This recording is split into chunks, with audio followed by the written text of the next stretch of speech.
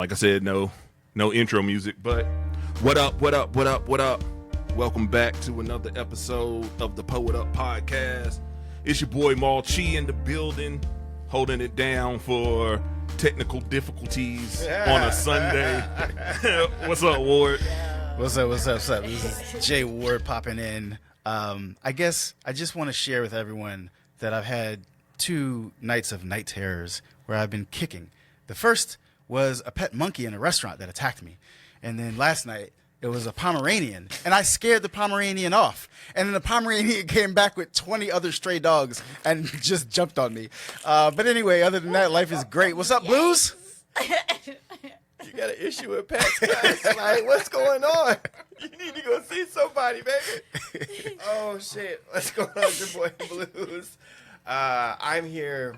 We're here on this fine Sunday with the incredible, incomparable, fashion-forward, dope-ass writer, dope-ass bar spitter, singer a little bit, actress a little bit, Okay. Book writer, hell of a mom, dope ass black woman, Ebony Payne. Hey. Oh yeah, we gotta do our own sound effects for this show. Bow. Peace and blessings. What's up? Welcome to the family. show. So, Eb, if you don't know, which you know by now, on this show we usually have a good drink or two, and because you are a guest, you were like, "This is what I want." Just so y'all know, Eb came in the house, and we were like, it's because this is history. We've never recorded this early, ever. Right. So.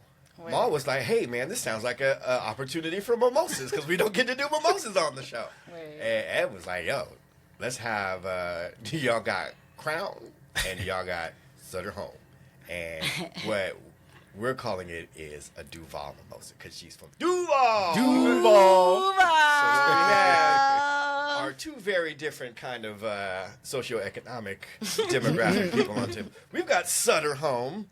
Moscato. Nice Sutter Home from California. And then, from around the corner, off of Martin Luther King Jr. Boulevard, we got that nigga, Crown Royal. So what happens now is, I don't even know what camera we on, but you take the Sutter Home, which I have here, and then you take you some Crown, right, Eb? That's what we do. That's right. That's what you do. And then you mix the 2 together. Yeah. And then you get... So the proportions are how much champagne you would put in your regular mimosa. That's how much Moscato you put in the cup. How much orange juice you would put in your regular mimosa. That's how much Crown you put in the cup. I spilled the Crown all in. And it's not just regular Crown. Ma, what is this? A Crown Royal Reserve? What's that? It was a Christmas gift. Oh, Christmas gift. Oh, Yeah. Okay. Very smooth. But yeah, I don't know. I don't drink Crown, like so. Hold up. Wait a minute. That felt very racist. It did. It felt very pictures up. Right.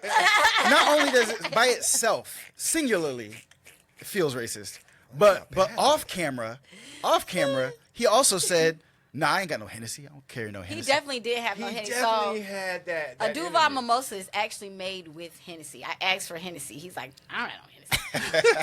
So, Crown will do. Crown will do. When there is no Hennessy, we drink Crown. Okay? And he don't drink it, but he has it. Jamal For went his on a black pilgrimage. friends, I guess. Jamal went on a pilgrimage to Kentucky and became born again and saved, and now only drinks true Kentucky bourbons. Yeah. Word. That's. Word. I mean, that's not. Snob. This is what we're doing. Snob. Already. No comment. Shame. That's terrible. That's terrible. So, Eb, you are in town all I the way am. from Duval in Charlotte, North Carolina. By way of Dallas, Texas. By way of Dallas. So, you just stay on the move. What's been going on with you? Oh, man. As of late, survival. Oh, shit. The last 2 weeks, February 4th, I was discharged from the hospital after a 2-week stay. I got bit by a brown recluse spider. Whoa. Like, bit? Like, bit. Like, I have a gnarly wound on my right arm Holy that I have shit. to wear for, like, the rest of my life unless I want to have, like, cosmetic surgery to get it fixed. And, like, am I really going to, like, go... No, I'm not doing that, right now it's just gonna be a battle wound. You know, it is what it is. So you get what? Did you almost die? Like, I think that's like the cut to question. My heart failed, bro. I had all these complications. Jesus. All these complications. Like, the first, like, ER I went to, they sent me home with the antibiotic I was allergic to, which is what prompted the, like, 2-week stay, because I had to go back to the ER, right, having had an allergic reaction to the antibiotics.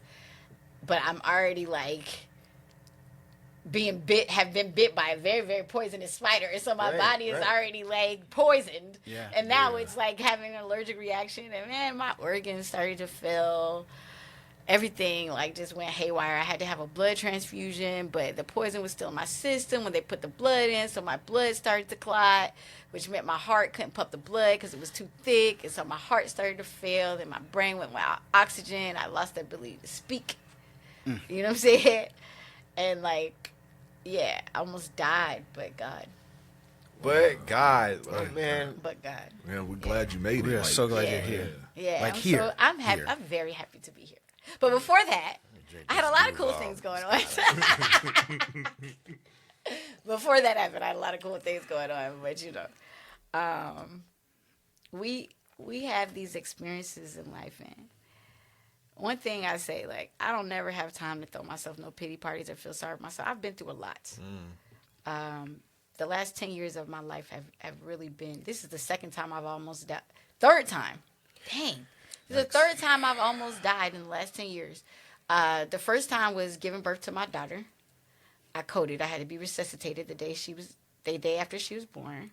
The second time was in 2022. I was attacked by a former romantic partner who tried to strangle me to death, kidnapped me, abducted me, tortured me for 5 days. I was rescued by the police, which is how I left Duval in 2022 and ended up in Dallas, which is where I live now. And then this happened, right? So, like, I have no other thing to accept besides I have a divine purpose and God wants me here. Right. Yeah. You know what I'm saying? Right. And there's also a force, a spirit even, that does not want me here. And the only thing that I can give energy to is the power, the love, the light that continues to save my life time and time and time and time and time again, because I have proof that something is trying to take me out to keep me from my destiny, my chosen destiny, my calling, and what I'm meant to do, what I'm meant to leave here, because I'm not finished. I have work to do, and I know I have a divine assignment. But, like, the last 10 years have really tried to snuff me out, have really tried to keep me from my work, have tried to deter me from my poetry, have tried to deter me from my music, have tried to deter me from my film. And I'm not going without a fight. I'm not, you know. Come on. Like, and I've never lost a fight on God. Like, ask anybody in Duval County, I got hands. You feel me? You know what I'm saying? So here I am, alive and well, you know. And I got a studio session. That's what I'm doing in Charlotte. I have a studio session today. And I was discharged on February 4th, which meant I had time to make my studio session. So I rebooked my flight that I had canceled because I thought I wasn't going to make it. But I rebooked my flight and I got here. And I'm here. So that's a whole testimony. Yeah. yeah. Like, I can't imagine. I can't imagine being bit by a spider. I hate spiders. Like, Man. What are you doing, bro? Like, Marvel owed me some money because I feel like, yeah. Look, it did not come with the visit from Tony Stark. I will tell you that. That's crazy. So, I mean, this just sort of adds to the catalog of what you can and what you like to write about, I guess, in the sense of, you know, poetry and survival. Yeah. I'm still just baffled that in the last 10 years, something tried to take you out 3 different times. 3 different times, bro. I'd be like, yo, God, you tripping. What's up? Like, God, stop. Whatever this shit is you doing, stop. I'm good. I get it. So you coded with the birth of your daughter. Like, so being a mom now, knowing what you've gone through and I bled to death, you know. Black women die in the hospital every day, Like, and that's what I was about to get oh to. God, like they died in the hospital. When there's nobody there to advocate for them. There you go. When you are alone and you are a black woman in the hospital, it is a very vulnerable, hear me and hear me well. It is a very vulnerable situation. Had I not had anyone advocating for me on my behalf these last 2 weeks, I would be dead. Mm-hmm. But thankfully, I was alone at first. I had enough cognizance about myself. I started a group chat with my loved ones. You know what I'm saying?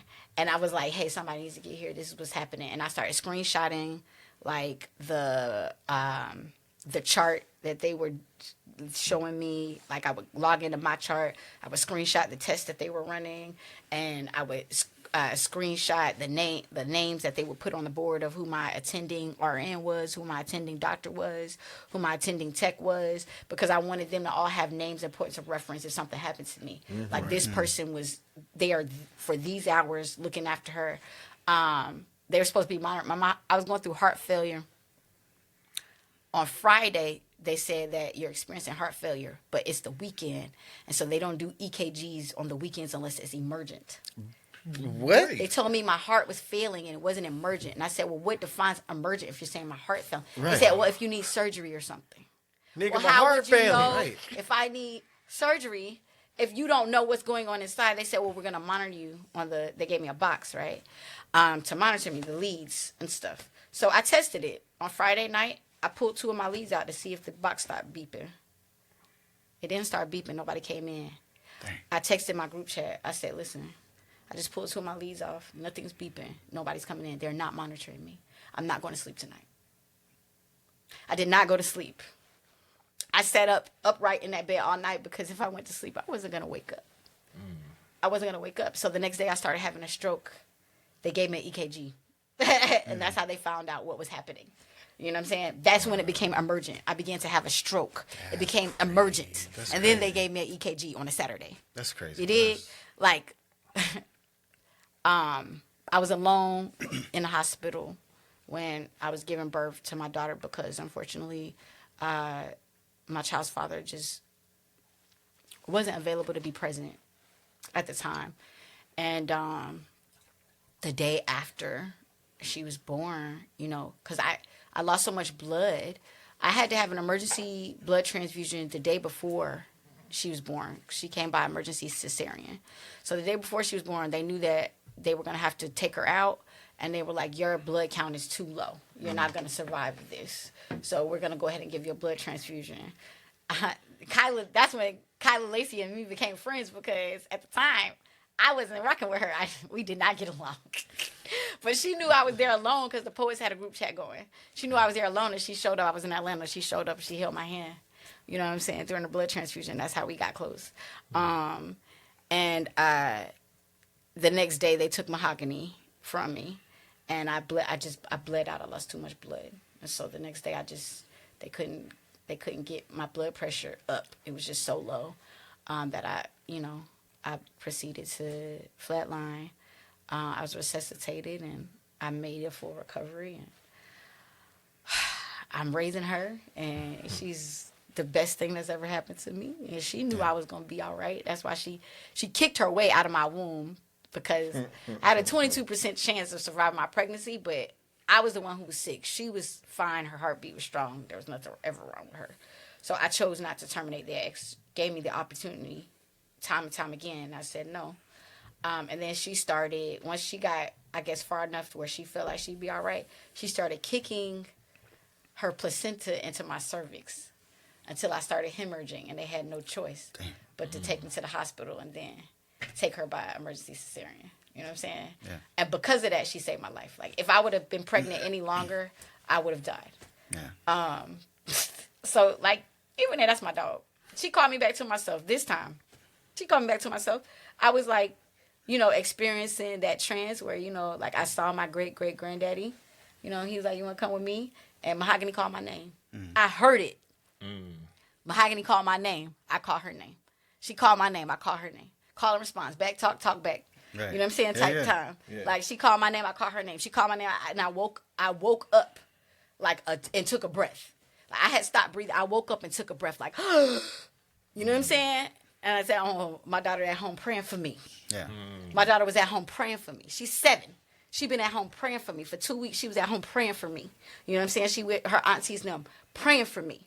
You know, that right there, like, I can't ever get over that. Like, how many people understood the assignment? They were like, I'm not going to worry. I'm not going to cry. I'm not going to, you know what I'm saying, pray for peaceful transition. We're going to get into our room, to our secret places, and we're going to individually pray for Ebony. You know, that is the most beautiful thing anybody could ever do for me is pray for me. Yeah. Ever. And because of that, I'm able to do the work that I need to carry out. I got work to do. I have things that I've been writing that I need to get out, and they have to be done in a very particular way.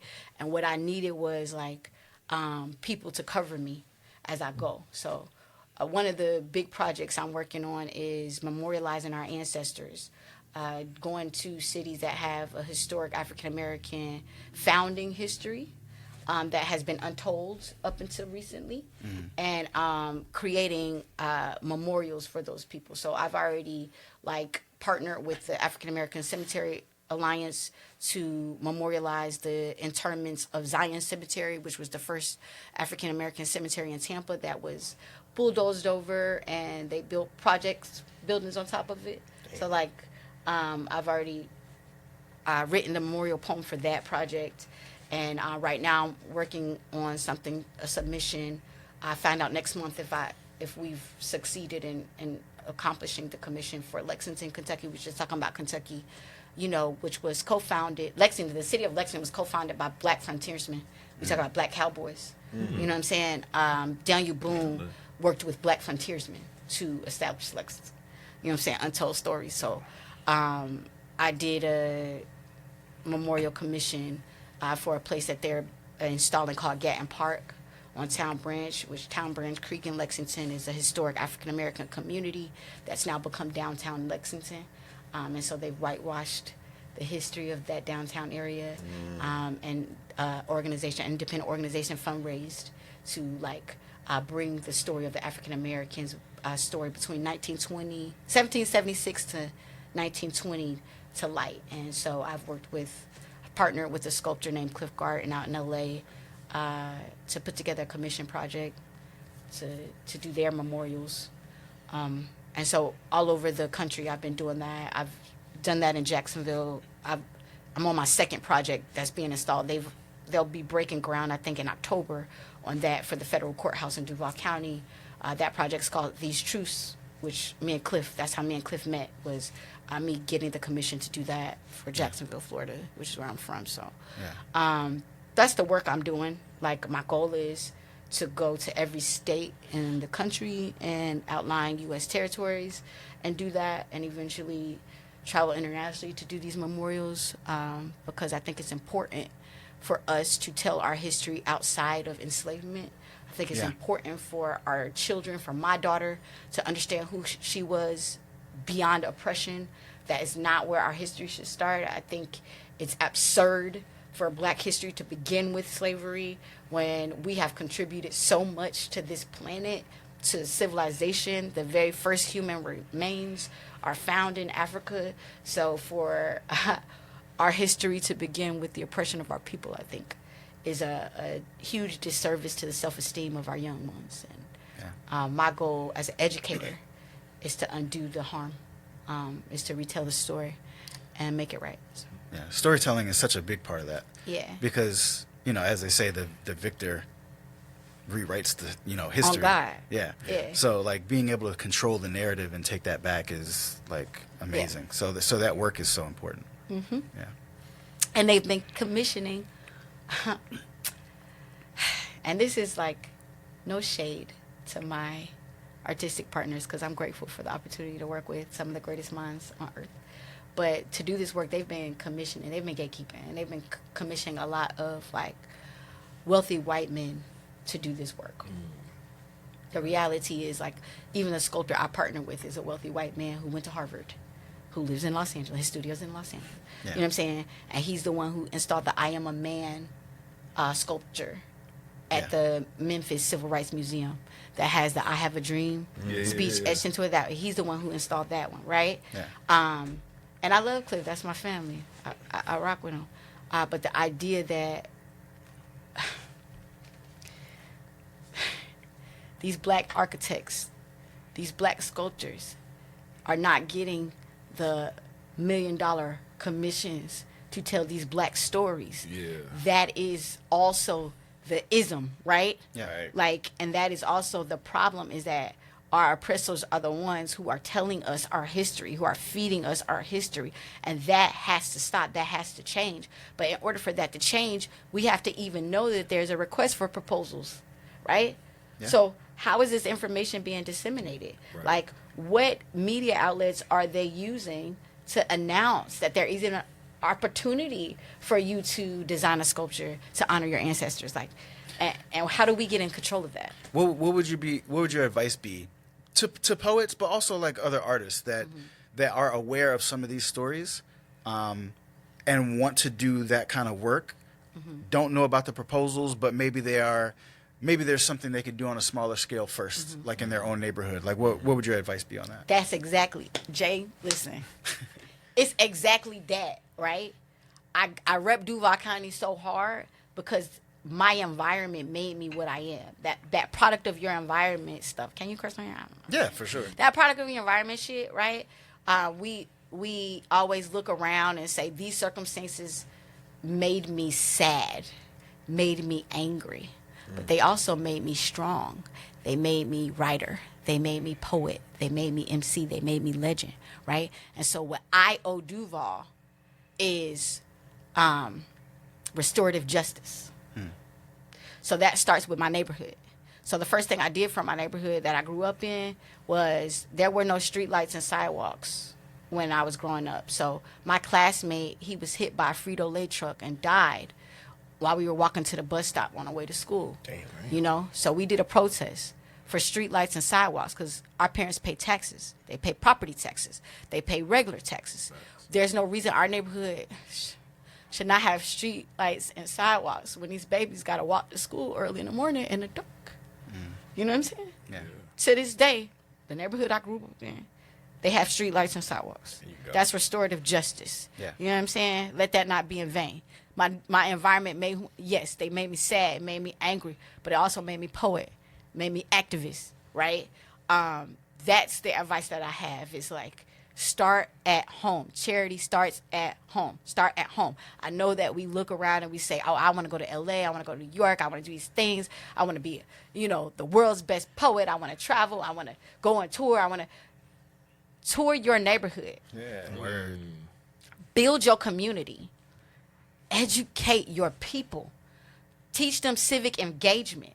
You know what I'm saying? Like, we pay so much attention on these big elections, and we're being so moved and manipulated by what's happened on a federal level, when really we have no control over that. Them people gonna do what them people do.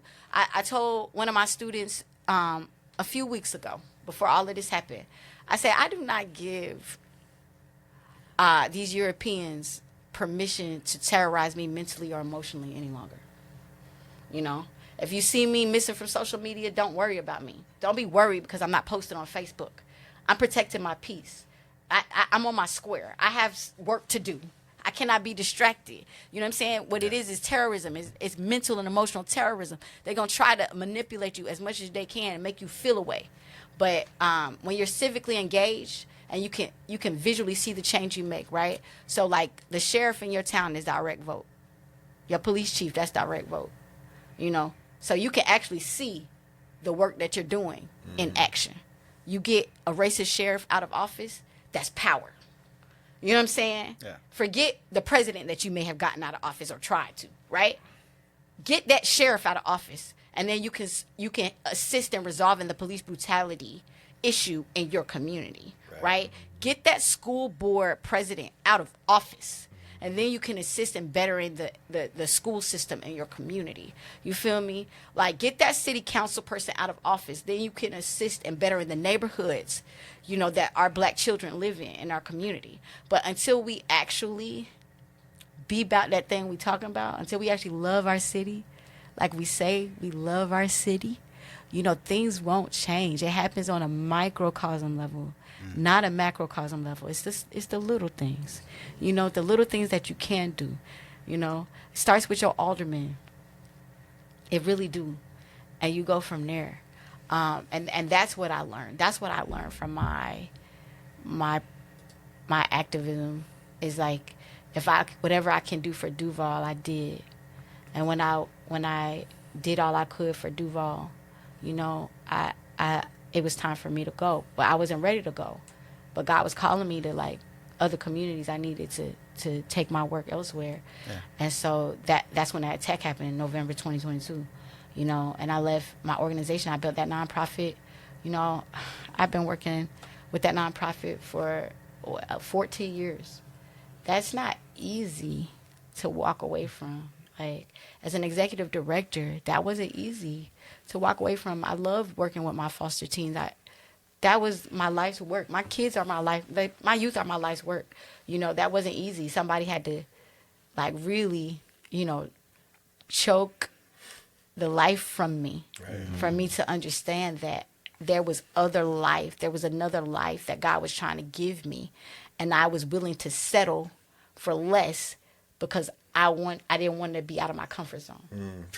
Duval is home, it's familiar, and I knew that I was I could see the change, right? So that's another advice. Is like, don't get comfortable. You see the change, you're like, okay, I'm important. I matter. Everybody wants to matter. Everybody's trying to matter. That's all we're trying to do is matter. And so when you feel like, and that you matter, and people reinforce the fact that you matter, it's hard to leave. It's hard to go. I didn't want to go.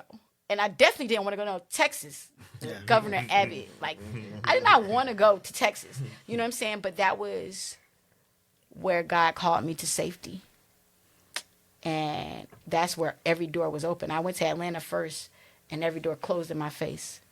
Even the doors that I didn't expect to, And then I ended up on a plane ticket with my daughter and one suitcase.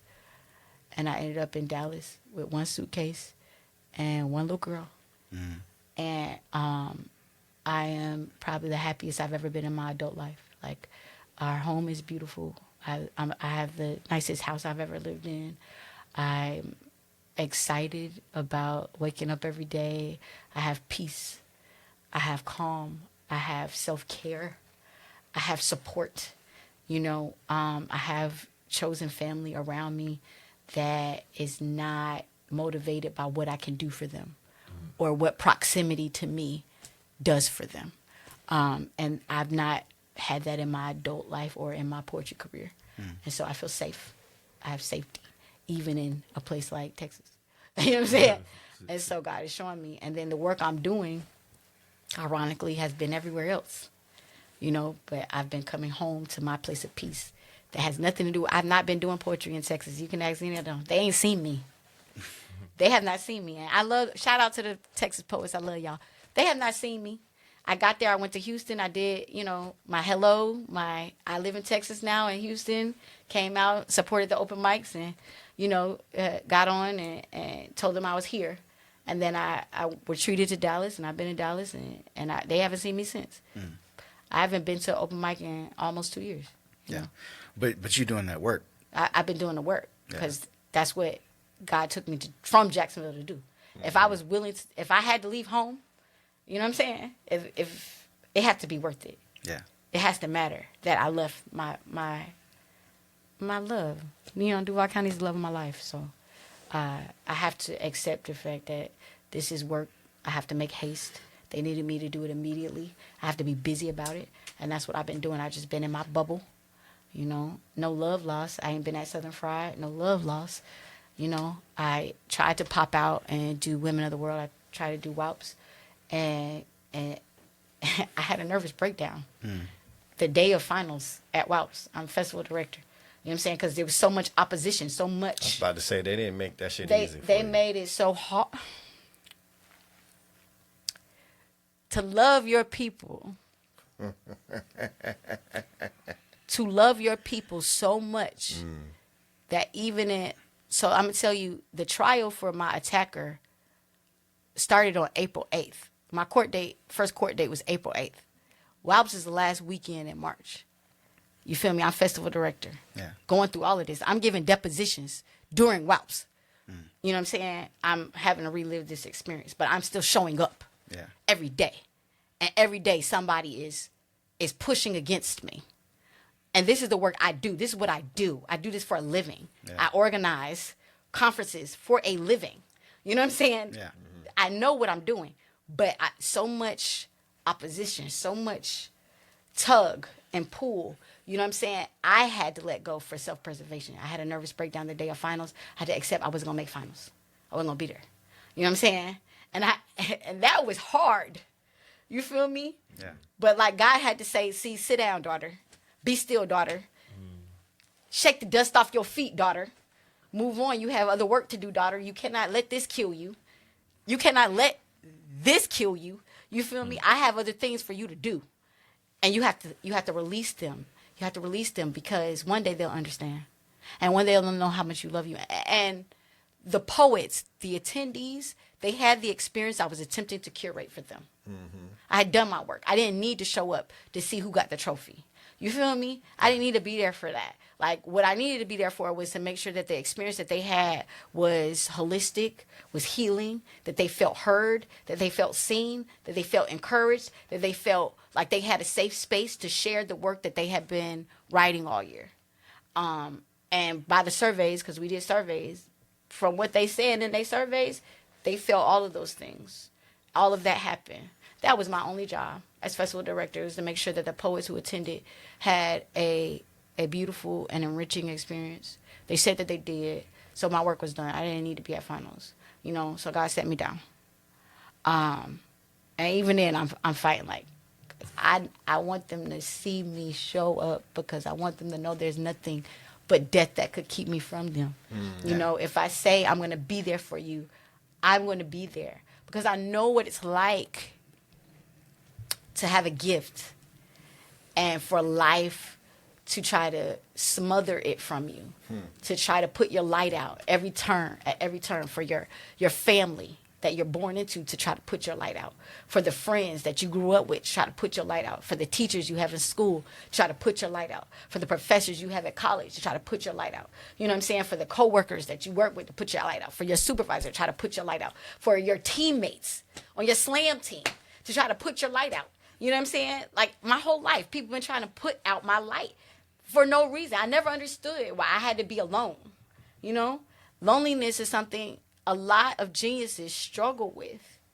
A lot. And I think that that movie, American Fiction, a lot of people missed the point that the writer was making.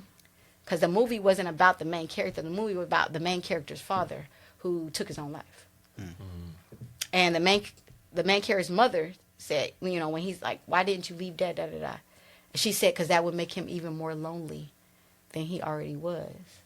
You know, your father was a genius, you know, which means that, you know, he would struggle with loneliness. Like something she said like that for the rest of his life.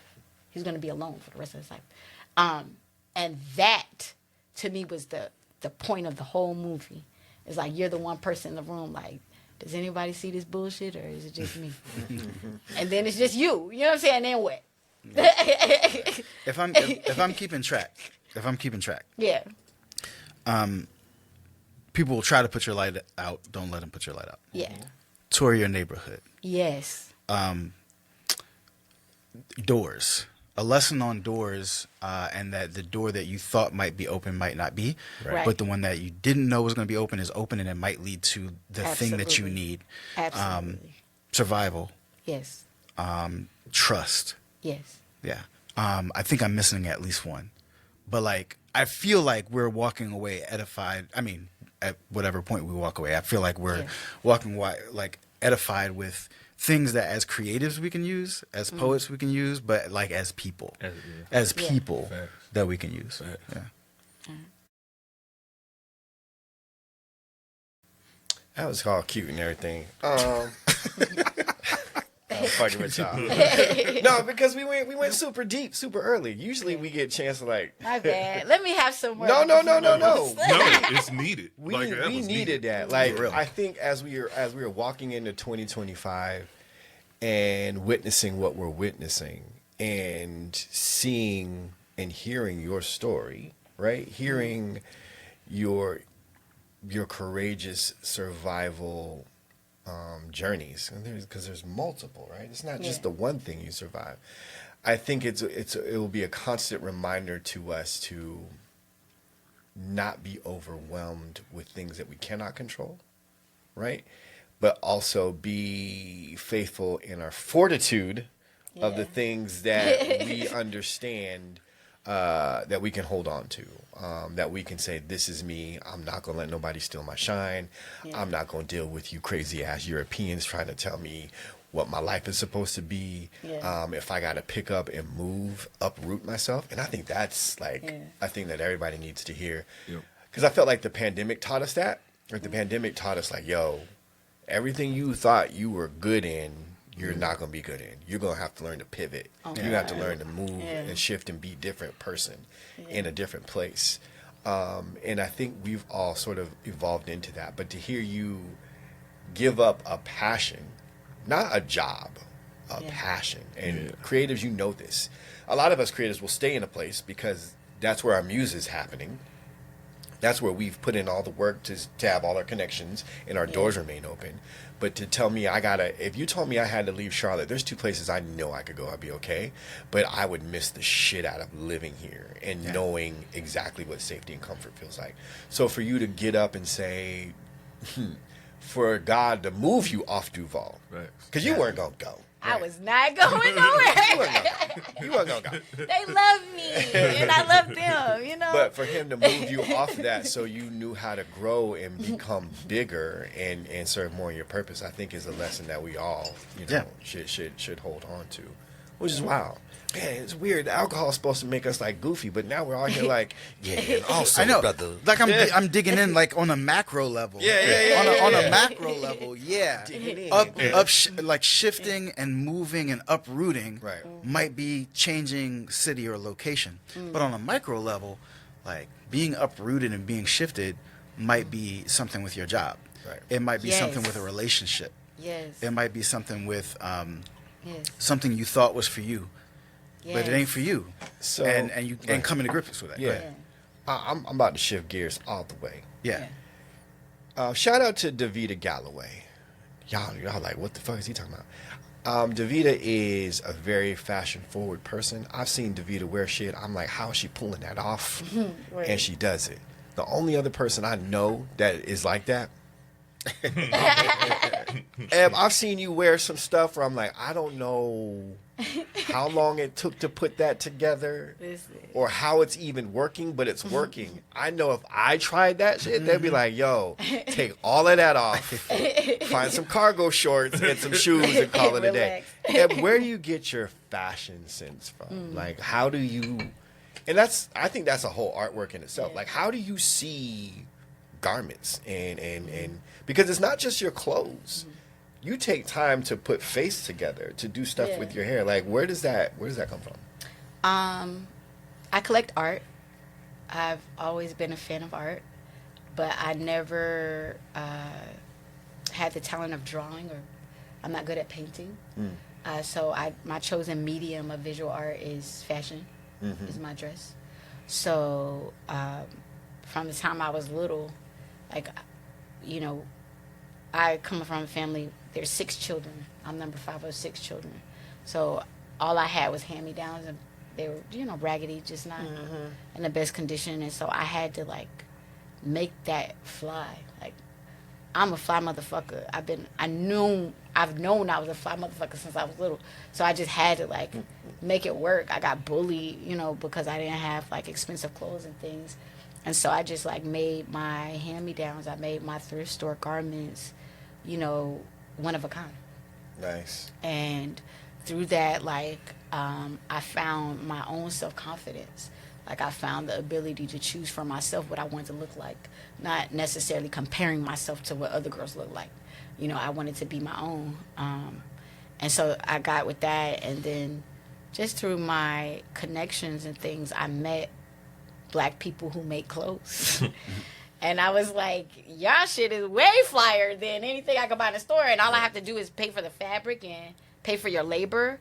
And so the thing is, like, the money that I spend on clothes, to have like tribal couture in my closet, a closet full of tribal couture, like somebody like could have bought one Gucci t-shirt with, like, and I have the like, fact that you call it couture. I just got a bunch of t-shirts in my closet. I don't have any couture. I love it. Yeah, you know, I love it. One of my designers, her name's Sia Ann Walker, and I tell her she's a spiritual garment maker. Cause like I believe she be trancing for real when she make my clothes. Like when she has something for me and mine, like she'll just put it in the mail. I don't even order clothes from Sia. It just shows up. It shows up.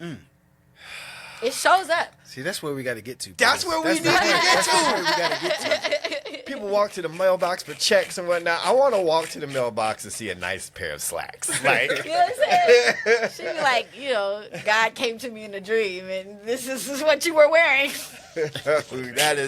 that's awesome. But I mean, oh God, that's such an artist life, though, right? You know? To have those kind of connections that people make garments for you. Yeah, but I'm good to my people. I take care of my people. Yeah, that's I it. love black people. I'm good to them. If I see them with a dream and a gift, I'm going to invest because it's hard. It's rough out here for the young and gifted. That's all I can say. Yeah. And when you young and gifted, you know, and you like, look at my gift, look at my gift, look at my gift, and everybody roll their eyes and be like, so you ain't special. You know, that's heartbreaking. That's devastating. So it's like, if I see somebody and they really is, they say, look at my gift, I look, I'm like, oh, yeah, you like that for real. If I got the money, I'm going to invest. Yeah. You know, and you never know. Like that one time you buy something from someone, that one time, you like could be the one time that convinced them not to quit. Right, and then they right. become wet, right? There's an artist named Mackie. He owns Black Spades, right? The brand Black Spades. If you don't know it, look it up. BLVCK Spades, right? Google that shit. You know what I'm saying? When I met him, I was a radio personality in college. I had the #1 radio show in the region. Me and Thrill to Play. I was Thrill to Play's co-host on Ghetto Fabulous Live, 100.7 The Beat, right? Clear Channel radio station. He was making T-shirts, right? He designed a T-shirt for GCB, who was one of our co-hosts. And Thrill the Player from 69 Boys? yeah. Okay. He from Duval County. My whole brain was Yeah. like, why do I know that name? Yeah, exactly. Okay, right? okay. Right? 30 million Yeah, records yeah, sold yeah, type yeah. shit. My bad. You know what Keep I'm going. saying? Yeah, he from Duval. So we had a radio show in Tallahassee while I was at FAMU on Clear Channel Radio. Yeah. #1 show in the region, you know? And so we were hosting Summer Jam. The Summer Jam concert was coming to Tallahassee. And we all wanted to have, like, you know, be dressed alike. Right. So the dude that was making GCB, shout out GCB, one of our co-host shirts, GCB would always wear custom T-shirts. And this dude named Mackie was making them. He was a college student. And so I was like, let's get Mackie to make our shirts for Summer Jam so that we could all have the same shirts. And GCB was like, cool, I'll call him. And then I'm going to be tied up doing this because he had to get some of the celebrities that was coming in from the airport and stuff. So he was like, you go pick them up, Eb. And I was like, bet. So I went to go pick up the shirts from Mackie. And he had me meet him like in an alleyway behind a building. You know what I'm saying? Some sketchy shit. So when he brought me the shirts and I gave him the money, I was like, I just want you to know this is sketchy and inappropriate. You know, this is not good for business. Right. And he was like, oh, my bad. I'm living out of my car. Oh, wow. And this is like where I have to park so the police don't bother me. And I was like, you're living out your car? And he was like, yeah. And I was like, and you made our shirts anyway? And he was like, yeah. I'm going to school. I'm in school. I'm in college. He made it in fashion design. I said, well, I have 2 apartments because I'm on scholarship. And then I have an apartment that I just pay for. Right. So my scholarship apartment has a curfew, so I don't stay there. If you want to stay there, you can stay there, but you got to keep curfew or else, you know, I'm going to lose it. And he was like, I don't mind keeping curfew. I gave him the key. Now, I realized now that was dangerous. I gave a stranger the key to my apartment. First time we met. Right. Nigga, here go a key. That I don't even know your last name. Okay? I met you in an alley. That is not advice. That's not advice. But I gave Mackie a key to an apartment. Mackie, in return, made my clothes. That's when I started my custom made. Everything I wear is custom made. Right. You know what I'm saying? That's how that started. Mackie, that's how he paid his rent. was making me close. Because I was a radio personality. I had to do club appearances and stuff like that. Mackie went on to get his bachelor's in fashion design and textiles from FSU, his master's in film and directing from Full Sail. And he founded the company Black Spades. And he went on to document the protests of 2020. He published a book called Lift Every Voice. He's given a TED Talk. He's traveled the world maybe 3 times. He's like one of the most influential activists on Instagram right now. Like, his life has great purpose. He was meant not to quit. Right. When he met me, he was willing to quit. You know what I'm saying? I said, I want to buy some T-shirts. Who make your shirts, GCB? You know what I'm saying? Mackie, okay, like, let's have him make our shirts for Summer Jam. You know, not only that, I had him, because T-Payne at the time, T-Payne's big brother, Rashid, who is now deceased, was a dear friend of mine, my ace Boom Coon. And I wanted Fahim, because Summer Jam was like Fahim's like first big concert back in Tallahassee, which is where he from, after being signed and like having a big selling record, rapper turned singer and stuff. So I wanted Fahim, when I say Fahim, that's T-Payne. I wanted him to have a custom shirt. So I commissioned Mackie to make T-Payne a shirt that said Tallahassee Payne on it or whatever that day. And then I had him introduced him so that he could deliver the shirt himself. I gave him a VIP band so he could go back there and give him the shirt. You know what I'm saying? So that he knew that Tallahassee loved him, because, you know, somebody snatched his chain when he had came home, and like, just hating that shit. They try to put your light out. Right. You know what I'm saying? They try to put you out, make you feel unwelcome at a place that you helped build. You feel me? Yeah. And so I just wanted him to know he was loved, that we saw him. And so Mackie gave him the shirt. And so, like, fast forward, T-Payne, I have mahogany. I almost died, so I had to, like, leave Jacksonville and have the baby in Atlanta. So I'm in Atlanta. T-Payne's mom is Mahogany Rose's nanny for me for the first year, just so I could get myself on track and stuff like that. That's his brother had died. And so she took care of Mahogany for me the first year on behalf of Rashid, because she felt like Rashid asked her to help me. And that's what she did for me, which, you know, that's my ace. Of course he did. And what we found out was T-Payne was keeping that shirt in his trophy closet. He had it in a glass box in a trophy closet at his house. You feel me? Yeah. Like, the little things. The little things. Your life has great purpose. Mackie could have never known what that shirt, a simple gesture. I made you a T-shirt, a custom T-shirt. You know what I'm saying? Here you go. Welcome home. Yeah. Like, and that's there with the Grammys. You know what I'm saying? Yeah. It's in the same room with the American Music Awards, isn't it? Yeah. Right. You know what I'm saying? It's the Glam hanging up in the same place. So you never know. You never know how you impact somebody's life. And so when you have a light, you don't go around feeling small.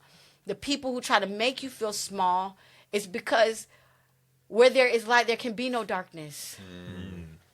It has to leave, has to depart, and they're just fighting the departure. They're trying to grab onto you to take you with them, so that they don't have to fade to the depths by themselves. Right. You feel me? Yeah. Misery loves company. That's what that is. Yeah. So, like, I couldn't have him feeling small.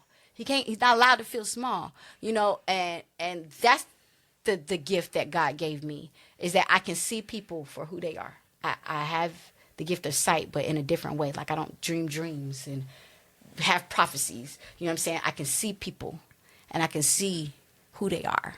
You know, and what I try to do with my students, that's why I love the work I do with foster youth, is I can call them back to themselves.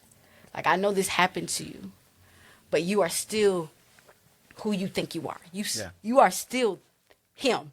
Yeah. You are still her. You know what I'm saying? And I need you to call her back to herself. Call him back to himself every time you look in the mirror. Call him back. Remind him, because our environment will sometimes cause us to forget, which is why restorative justice. You know what I'm saying? We have to give our environment the opportunity to also make us legend, to also make us poet, to also make us, you know what I'm saying? Yeah. I want to circle back to 2 other, like, gems that we're getting here. Yeah. So that I don't forget them. But one, you're still that person. Like, you're still, right? Yeah. You still have your power. Yeah. Others try to take it, but you still have it. Oh damn! There was one more. What? Like in the last 5 minutes, 2 gems. That was one of them. Okay, until I can remember. Can I tell you something else that I'm gonna take with me that I had no idea? Yeah. The T in Payne stands for Tallahassee. Mm-hmm. I did not know that. I Did y'all know that? I was I 10 didn't years know old. that. Tallahassee Payne. Right. His I did not environment. know that He's at talking all. about his environment. I figured his name was Tallahassee Payne. Terrence or something. No, Right. his name's Tallahassee Fahim. Payne. Fahim Najm. Yeah. That's dope. Yeah. So, also, by the way, His father is a legendary activist named Shahid Najm. wow. Yeah. Yeah. I also looked up Black Spades while we were Yeah. talking. Yeah, dope. Yeah. Dope. Yeah. I think it's Tom J. Ward. Oh. Okay. we have a game show that we just introduced. Is that what you're talking about? Lit. Oh. I like game shows. Yep. Okay. This game show is called. We don't have our thing with it, but it's called do it. That's Cap. Yeah, Oh, you there want to you do go. it? Okay. All right. So the simple rules are: I'm going to explain a scenario to you, and you will say whether that is cap or not cap. You can also say it the way I say it. That's cap if you want to. Okay. We had a guest on our show He's very excited about his game. once admit to receiving income for a song that Blues co-wrote and did not get income for, and also admitted to paying for streams, and admitted to scratching all the lottery tickets in the gas station where he worked off until he hit. Cap or not cap? Not cap. That's not cap. You can probably tell by the way they were reacting. That's Very No, it That's just not sounds cap. like something blues related. I don't know what else to say. Wait, can I just add a follow-up? Would you care to guess the race of the individual in question? It's Black History. We going hard. On the face of Black Spades. Would you care to guess? That sounds like some European shit, to be honest. All right, we'll stop there. That is We'll definitely true. All right, Stop there. I have to think whether I'm going to delete that part or not. We redacted that part from the episode of this guy. Okay, But you cap are or not correct. cap. In his younger years, our co-host, Jamal, during a visit to the very popular Myrtle Beach area, once brandished a butterfly knife to threaten a would-be pursuer of his then-girlfriend. Cap. You're wrong. You're wrong, dude. That is not cap. That's a whole. You were gonna gut someone? I was a teenager. That doesn't make it better, does it? No, it doesn't. Why has that word not popped up in this story for us? It's got to come up. It's a It's gotta butterfly go. knife. That's what people use butterfly knives for. To gut fish. Gut someone. I fucking love it. I fucking love it. From now on, Yikes. when we retell that story, Yes. you gutted somebody. You were out to gut that nigga. But yeah, it's That's all definitely- I see is like that's all. They are exaggerating. Are we? Are we though? Are we? They are exaggerating. In this case, are we exaggerating?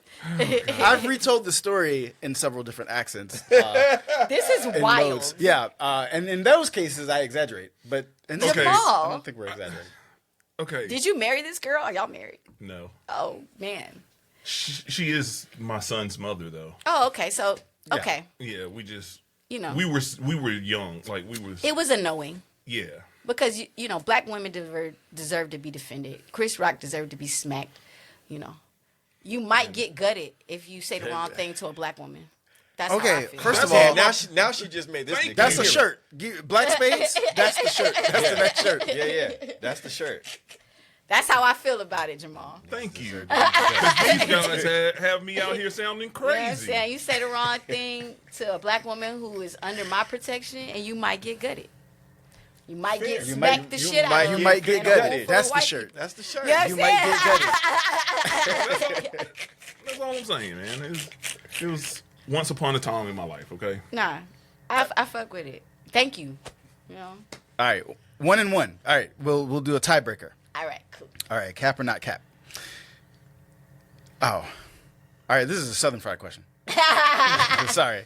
Okay. Many would assume that the winningest city in Southern Fried history would be Baltimore, Maryland, with 4 wins. But they actually share that title with a certain North Carolina city. You already know I know. I know. But cap or not cap? Not Cap. That's true. That's not Cap. You know the city? Slam Charlotte. It's not Slam Charlotte. Is it Bull City? It's not Bull City either. It's so wild. I looked it up this morning. Get the fuck out of here. So Slam Charlotte has 3, and Baltimore has 4. Asheville won the first 3, and then they won the 5th year too. So out of 5 years, they won 4. Get the fuck out of here. Asheville, North Carolina. Yeah. Yep. Yep. Wow. No, that's a fun fact. It is a fun fact. It is It's a wild. very fun fact. And North that, Carolina got that heat though. Y'all got I'm the saying. poets. I'm saying. I was born here. That's Where? a little long side. I was born in Jacksonville, North Carolina. My father was a Marine. I was born on Camp Lejeune Camp Lejeune, yeah. military base, and then he got stationed in Florida, and that's how I ended up in Duval County.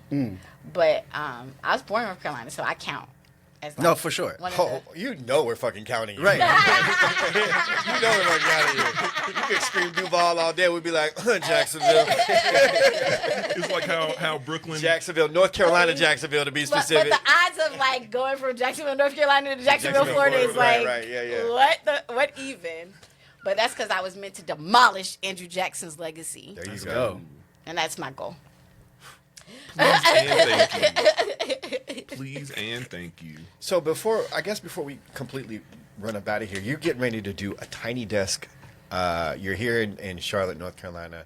Shout out to Jason Jet Grindhouse. Yeah, gang, gang. That man is amazing. For he real. built a studio from nothing into what it is today. But he's been helping you out with the past tiny desk, and for the last 2, you've made top 10. Yeah. And so this year we're gonna go ahead, brothers. We ain't done this in a We minute. did it in a while. Oh, yeah, haven't made we gotta do that. proclamations, but I Yeah. feel like this year, Yeah. Ebony Payne takes the tiny desk top prize. Yeah. and she's on her way to Grammys and Emmys and Oscars and Tonys EGOT status. Yes. Ashe. Yeah. and stays Yeah. clear of brown recluse spiders. Like, Listen. Yeah. let's leave them niggas alone. Miles Morales, where are you? Right. You know what I'm saying? So you get ready to do this tiny desk. How's that experience been?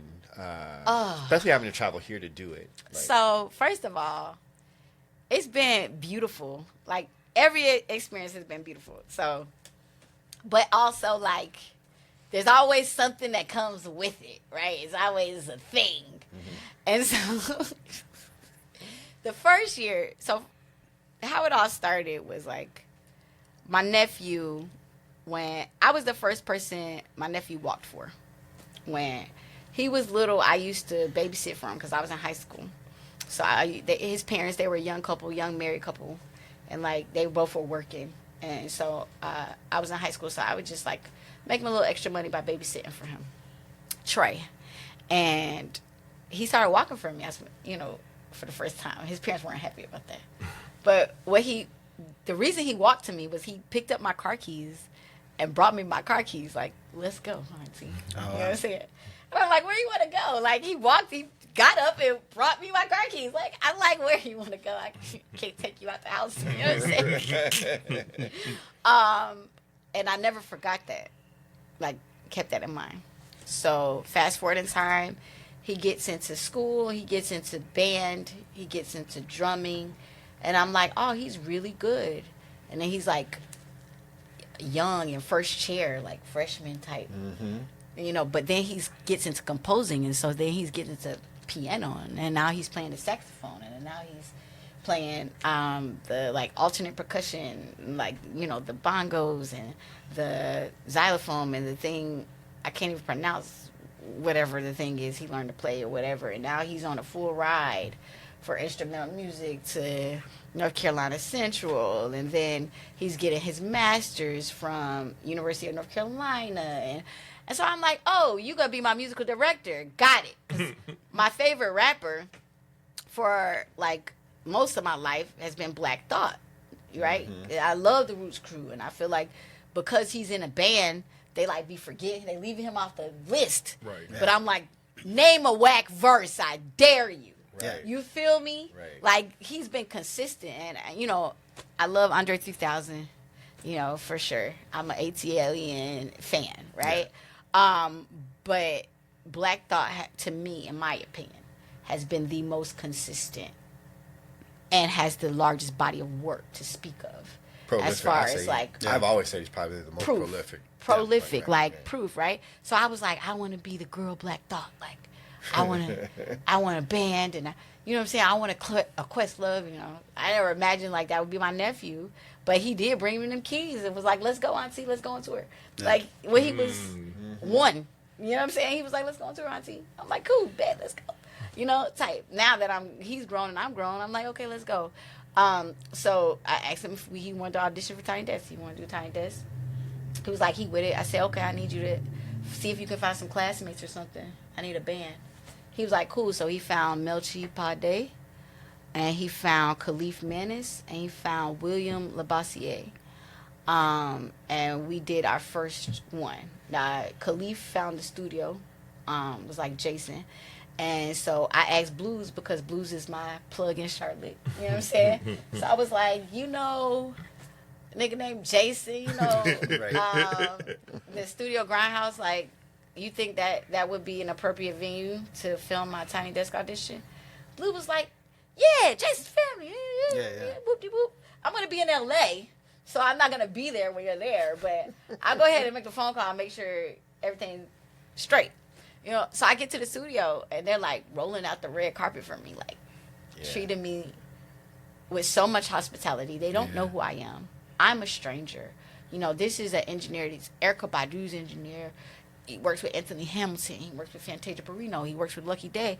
You know what I'm saying? This is like, I didn't know this when I asked him who the fuck this nigga was. Yeah. You know what I'm saying? But like, you know, I get to the studio now, I'm knowing. I'm knowing. But now he's treating me like I'm a celebrity client, you know. And it's all about who speaks on your name and what they're able to say. Mm-hmm. You know, and so I'm honored that Blues, who is one of my mentors, one of my legends, one of my icons, is able to even speak on my name highly, because that means that his influence on my life is apparent.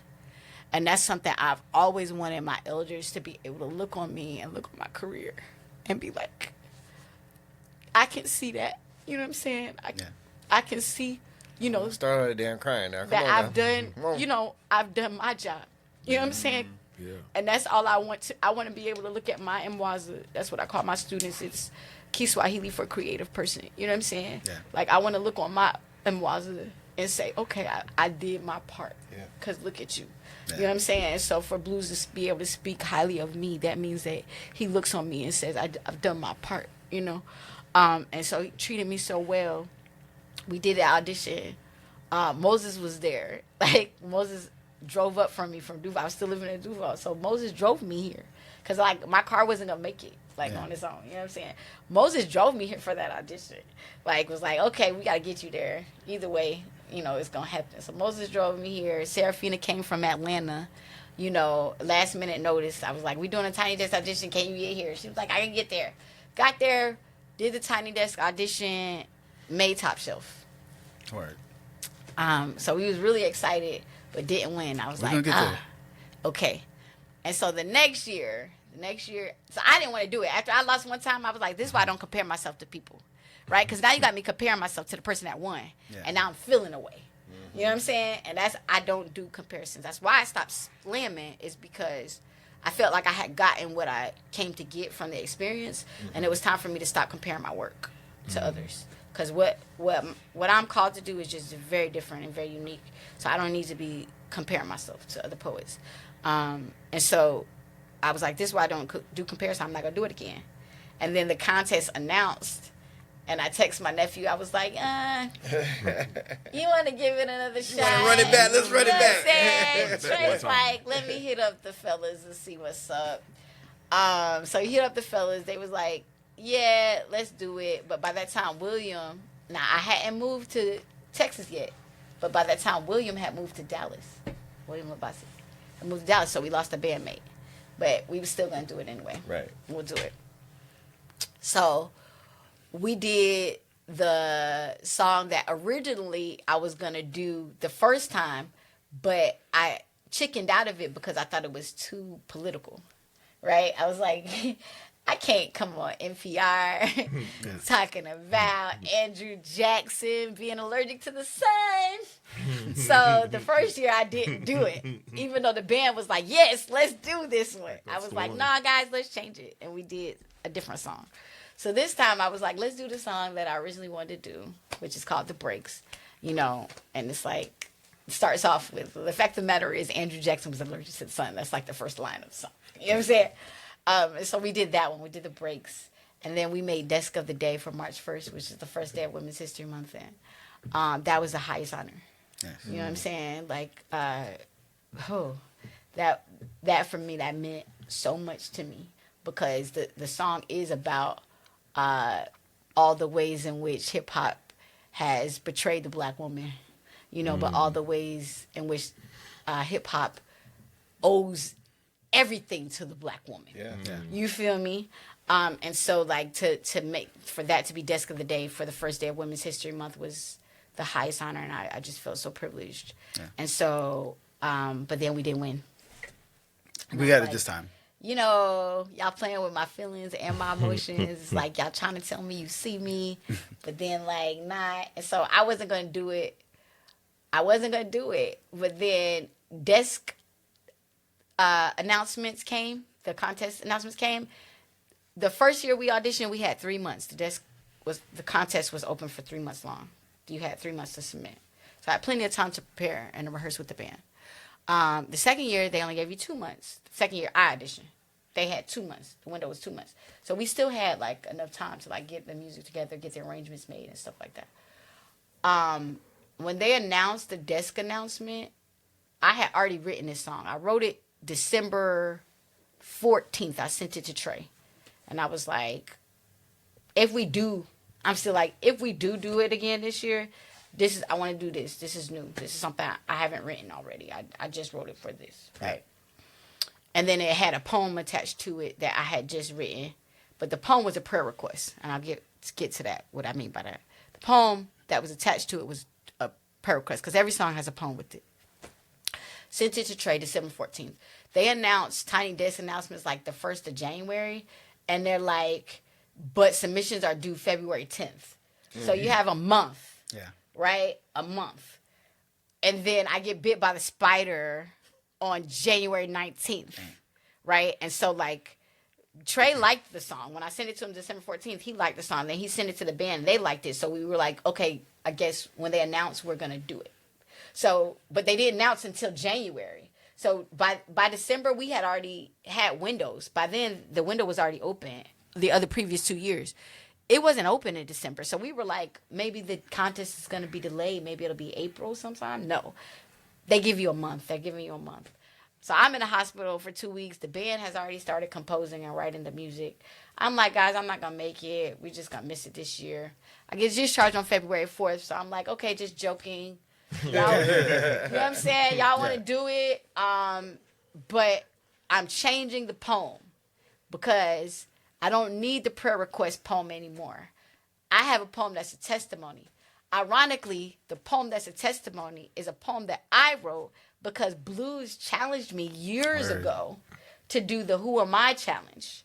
And I wrote this poem as the Who Am I challenge, and it just happened to be the testimony that was necessary for what I just went through. Yeah. And so I put that on the end of the song. The song that I'm using for my audition submission is called Fortitude, 904 to be specific.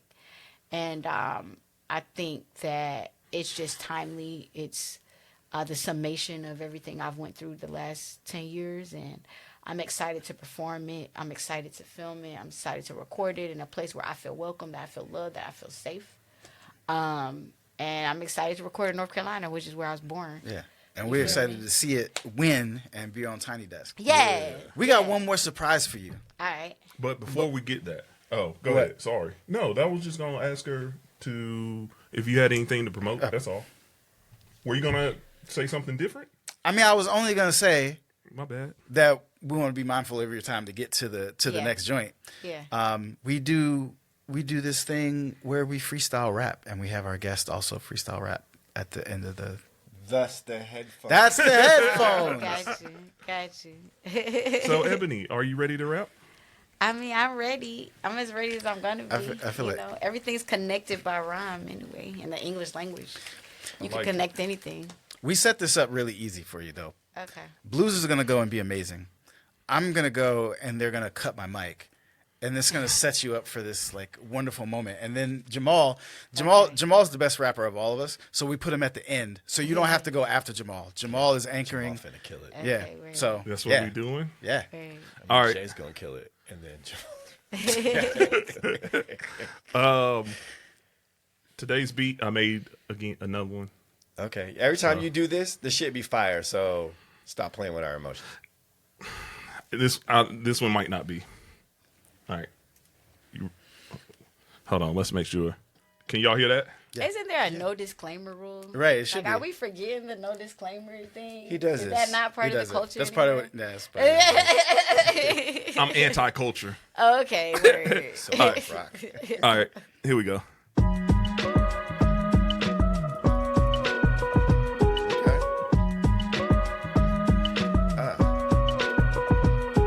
Mic check 1 2 1 2. Mic check 1 2 1 2. Mic check 1 2 1 2. Let me see what Blue's gonna do. They say it's freestyle on Super Bowl Sunday. We about to have a really real fun day. Ebony in the building gave us that really good feeling. Duval Mimosa, guarantee yo we get a little closer. Bring the toaster, I guarantee I like my chicken roasted. I'm about to pass it. Hey, yeah, I'm about to pass it. Jay Ward, gotta hit him with a classic. Jay Ward, gotta hit him with a classic. Yeah, this remind me of every good day I've ever had. I can't hear the beat, but I won't be mad. Every day I come, I'm gonna say something really glad, like something in the moonshine, like when the knife shine off the moonlight. Then all I see is blood, and I start to move right, and then I become a werewolf and tear out your throat and your trachea, pump the blood out the goat. Whoa. I've Yikes. never. All right.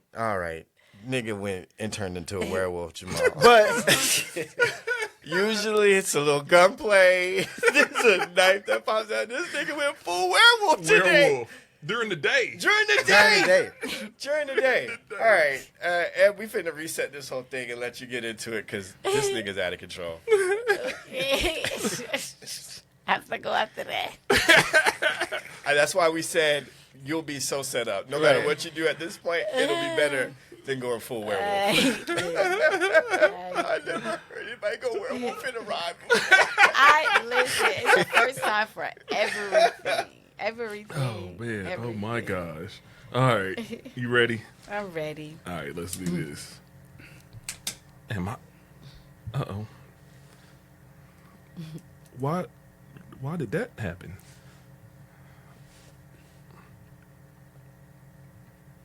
Play, bitch. That's another T-shirt. Play, bitch. Like, what the fuck? All right. Hold on.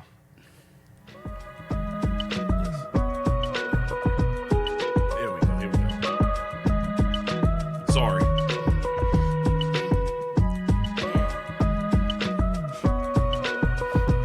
Said Jamal instrumental got me reminiscent of Jay Dilla. No killer. I'm trying to fence and understand what's happening. But on one hand, I don't need to know. I just need to go. I need to flow. I need my mind to understand that I don't always have to pause and think. Sometimes I just have to let the fluidity stay on the brink of my tongue. Sometimes I have to understand I'm the one. And that's all that matters. I don't have to be done. I don't have to be complete. Sometimes I just have to be me, free. See, I on the freestyling beat. This is new for me. I don't usually speak before I think, so I'm 1, 2, checker, record. Hip hop is the best tester. Get out your comfort zone, you know. I'm on my way home in the studio at 3. Trey is with me, a family gon' keep me prayed up, steadfast where I need to be. I may be repeating, but repetition is how we learn discipline, you understand? 1 and 2, 3, 4. What your math do? Huh? Knowledge, wisdom, understanding, culture, quality. To bring beings. That's what I'm seeing. Water with the Duval Mimosa. And I'm getting a little closer. Getting a little closer. Hey. next, right? Yeah. Bring us in. I got you. All right. Here we go. Hold on. Getting drunk off mimosas. Today is supposed to be Super Bowl Sunday. It's the closest to me that I've ever been. Oh, fuck it up, friend. Shout out. Shout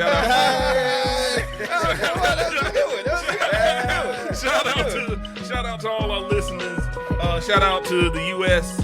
Shout out to Puerto Rico. Shout out to Germany. What up, though? Shout out to Atlanta and Canada. Shout out to Australia. And that's everybody, because the rest of the countries are less than 1%. And we're not our shocked. countries up. We gotta get our countries up. Well, I don't know if we will, considering who the fella is. Yeah, but it is what it is. Anyway, this has been the Poet Up Podcast, man. Like, rate, review us. In the words of Bomani Jones, give us 5 stars, because if you only give us 4 stars, well, we're inclined to believe that you're a hater. Right on. Until next time, yo. Haters get halitosis. I like that. And we out. I do have something to answer your question. I have a capsule collection coming out with Black Spades. Word. It drops next month. We're still recording, right? Yes. Yeah. Awesome. So, Anything you want to tell us about that? Or yeah. like when it drops? I have a capsule collection coming out with Black Spades. They're novelty tees. So Black Spades, they not only do the cars, they do the Black Power Chargers, they do the hoodies, and all of that. They are releasing a collaborative capsule collection with me of novelty T-shirts. One of them is the Stolen collection, which is like the Uniform Rebellion is the name of my clothing brand. And so the initials, of course, are UR. And I use that to do affirmative fashion, right? So that you can wear, like, you feel how you look. You look how you feel. Right. So one of the first launches is the You Are Stolen T-shirt, which is like Mama Africa is on the T-shirt, and it's like you are stolen. You're stolen from home. You're stolen from Africa. Just a reminder of where you come from and who you are, right? Yeah. And then the other one is You Are Godder Than a Motherfucker, because you are. You know what I'm saying? That is so dope. You are Godder than a motherfucker. And don't you forget it. You know what I'm saying? Yeah. And then the other one is just Nakupenda, which is like Kiswahili for I love you. That's the name of my band, Nakupenda. Nice. So the other one is our Nakupenda merch. So there are 3 novelty T-shirts dropping through the Black Spades portal next month. Word. Look out for that. Absolutely. Boom, boom. Dope.